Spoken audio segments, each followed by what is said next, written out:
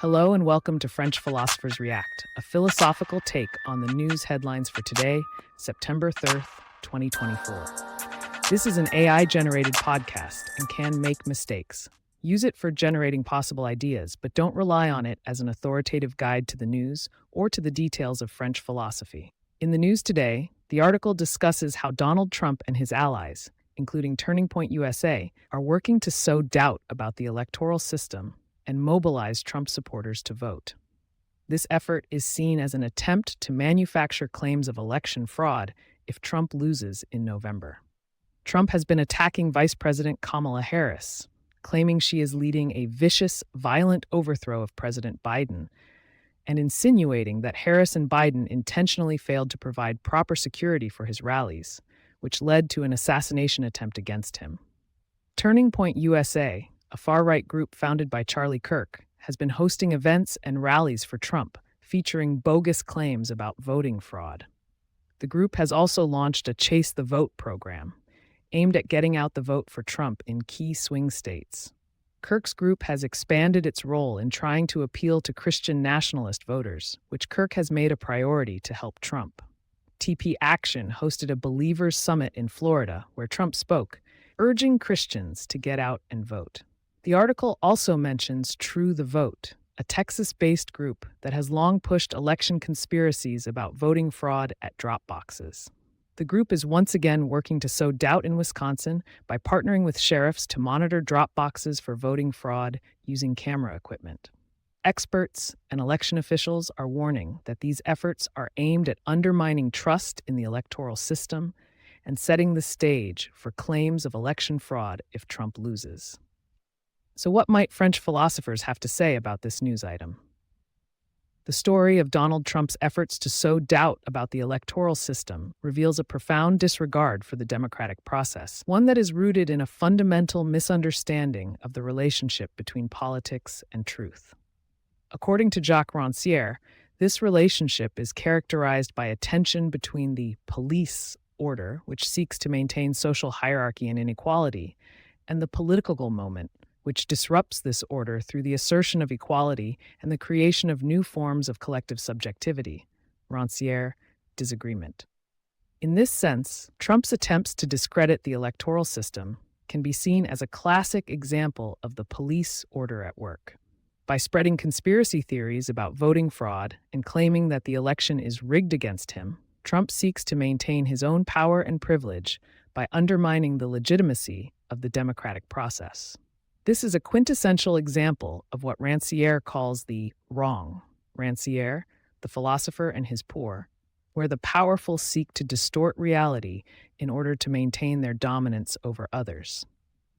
But the story also highlights the ways in which this effort is being contested by various groups and individuals who are committed to defending democracy. For example, experts and election officials are pushing back against Trump's claims, pointing out that there is no evidence to support his allegations of voting fraud.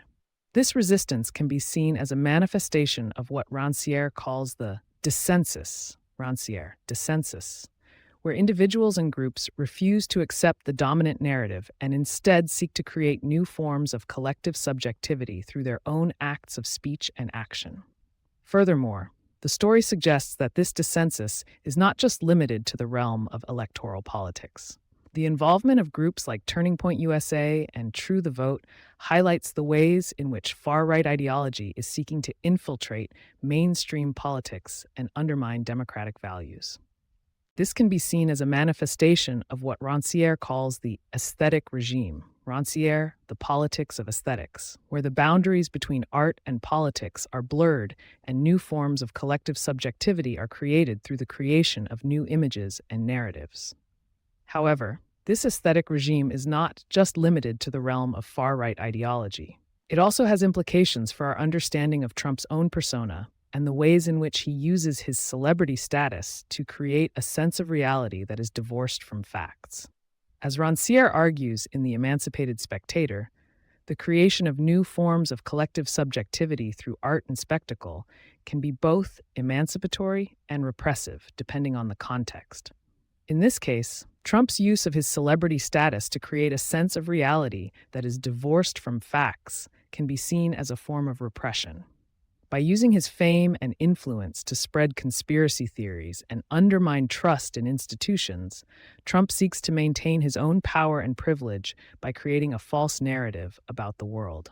But this also highlights the ways in which this effort can be contested through acts of critical spectatorship.